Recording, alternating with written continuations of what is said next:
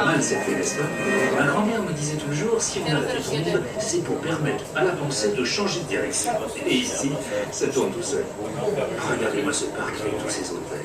Quand on pense qu'ici, il y a tout, il n'y a rien. Une grande plaine balayée par les gens. Les vacanciers qui passaient sur l'autoroute filaient vers les plages sans s'arrêter. Vacances en Vienne, vacances sereines, vacances ailleurs, vacances meilleures. C'était un peu ça. Sauf qu'un jour, tout a changé.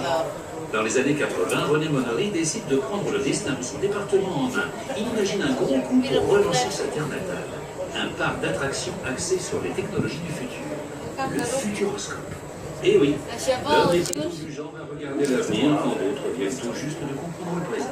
En 1985, décollage vers le Japon, avec toute son équipe, direction l'Expo universelle de Tsukuba. Et là, c'est la révélation.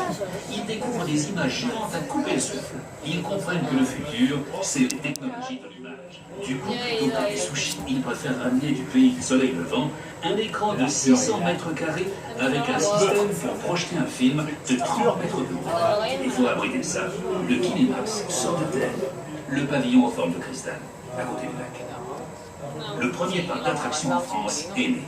Le 31 mai 1987, le Futuroscope ouvre ses portes. Une foule impatiente se presse derrière les grilles. Mais il faut dire qu'à l'époque, c'est plutôt intriguant cet ovni posé au milieu de rien. Succès immédiat, 250 000 visiteurs dès la première saison.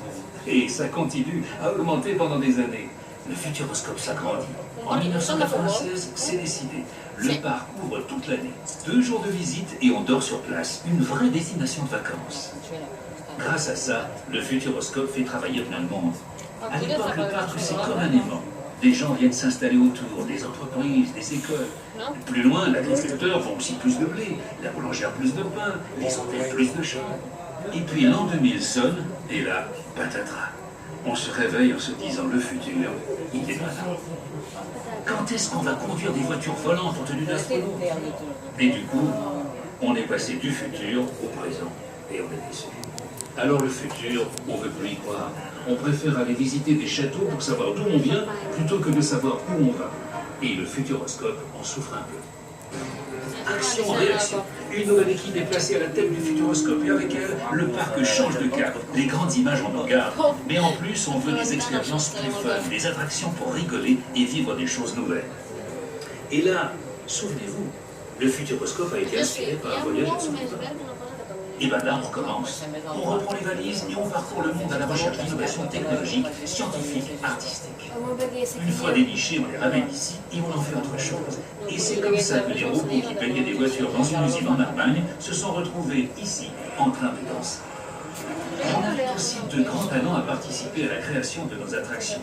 Luc Besson et ses Minimoys, le DJ Martin Solveig, le Cirque du Soleil.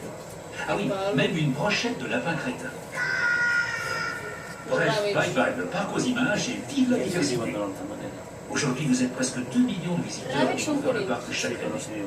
En termes de chiffre d'affaires, nous sommes le 2e parc d'attractions en France. Il en a fait du chemin, le petit. Et le futur dans tout ça?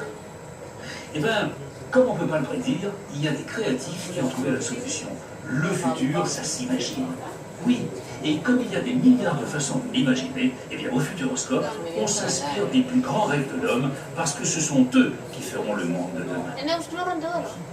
Bon, maintenant, il est temps de redescendre sur Terre, les amis. Vous devez avoir encore plein d'attractions à découvrir. Très bonne visite à tous.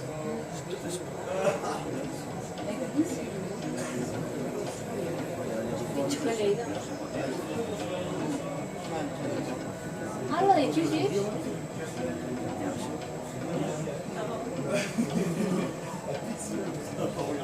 Tía, yo no sé qué es.